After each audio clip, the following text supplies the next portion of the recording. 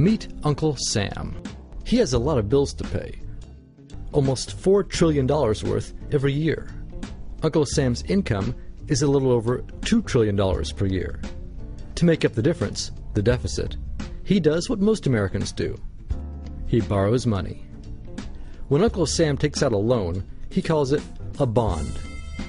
Bonds can be held by banks, investors, or even foreign governments. Uncle Sam has to promise to pay interest on these bonds, just as you do on any loan you take out. Ever think about paying your mortgage with your credit card? That's exactly what Uncle Sam does. He takes out new loans, new bonds, so that he can make payments on the old ones. All those loans, and especially all that interest, adds up.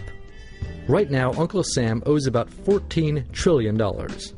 To put that in perspective, 14 trillion is about the same as the national GDP, the total value of all the goods and services produced by the American economy in an entire year.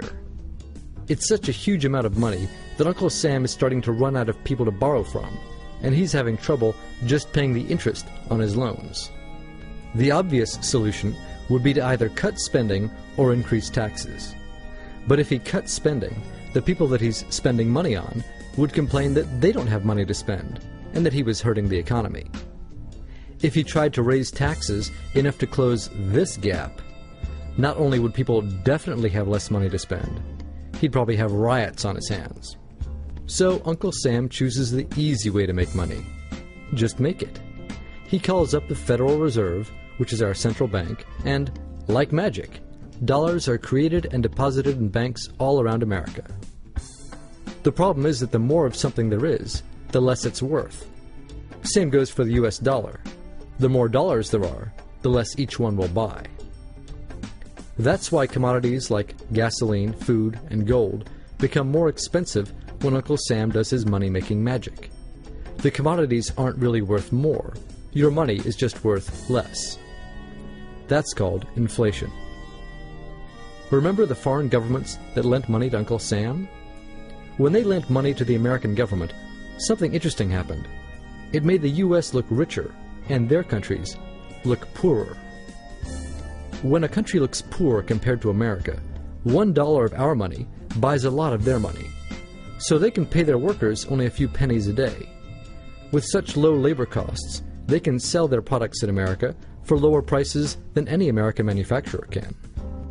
The easiest way for American companies to compete is to move their factories overseas and pay their workers a few pennies a day too.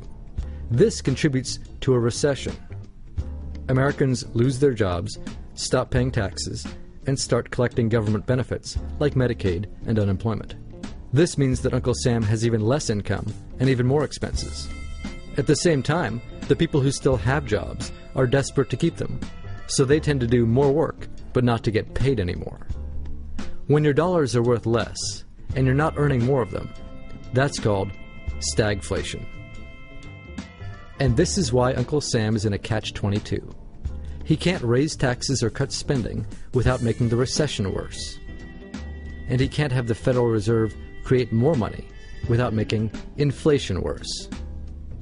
For now, he can keep borrowing money, but since he can't even pay the interest on the loans he already has, it just makes his inevitable bankruptcy even worse. Whether it's in 2 months or 2 years, the day will come when Uncle Sam can no longer pay his bills. When that happens, the banks, investors, and foreign governments who are counting on that money won't be able to pay their bills. You see, just like Uncle Sam, governments, banks, and corporations don't actually have much money. Mostly, all they have is debt to each other. If one link in the debt chain stops paying, defaults, the whole thing falls apart. If investors can't pay their bills, corporations won't be able to pay their employees. If banks can't pay their bills, you won't be able to take out a loan, use a credit card, or even withdraw your savings. If foreign governments can't pay their bills, their own banks and corporations will have the same problems. That's called a global economic collapse. It's never happened before, so nobody really knows how bad it will be, how long it will last, or even how we'll eventually get out of it. The house of cards has already been built. There's no painless way to dismantle it now.